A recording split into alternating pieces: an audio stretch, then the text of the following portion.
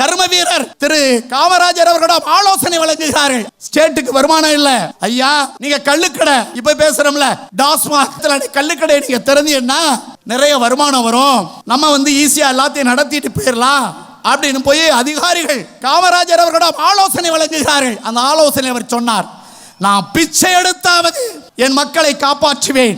உன்னை படிக்க வைக்கத்தான் சொன்னேன், அவன் அப்பனை குடிக்க வைக்க சொல்ல போய் எந்திரிச்சுனா.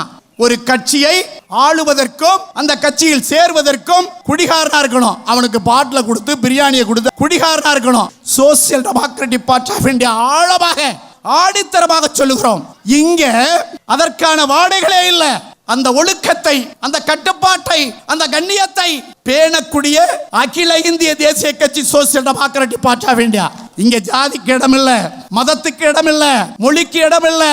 எல்லா மக்களையும் சமூக நீதியோடு சமத்துவத்தோடு பாதுகாக்கக்கூடிய மிகப்பெரிய தேசிய இயக்கம் social democratic party of India. ஆக எங்களுக்கு யாருமே எதிரி அல்ல, பாசிசத்தை தவிர.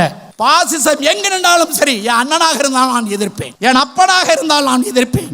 இந்த நாடு ஜனநாயக முறைப்படி எல்லா சமூக மக்களையும் எல்லா மார்க்க மக்களையும் இணைத்து சொல்லக்கூடிய தேசிய அளவில் இருக்கக்கூடிய ஒரு கட்சி social democratic party of India. சமூகத்தில் 1008 குறைகள் கொட்டி கிடக்கின்றன. ஜாதி வாரியாக, இனவாரியாக, மொழி வாரியாக அவர்களுக்கு கோல் கொடுக்க கை கொடுக்க ஆட்கள் இல்லை. அந்த கையும் தோளுமாக உரமாக நிற்கிறது social democratic party of India. உதிரும் கொடுப்போமே, உசுரும் கொடுப்போமே, வசரம் நீம்போக உழைப்போமே. அடக்கு முறை சட்டம் எல்லாம் எதிர்த்து நில்லுவோம், நல்ல நல்ல திட்டம் எல்லாம் போட சொல்லுவோம், சாதி மத வேகம் எல்லாம் தூரம் தள்ளுவோம், மனிதத்தோடு வாழ்ந்து வாங்க முன்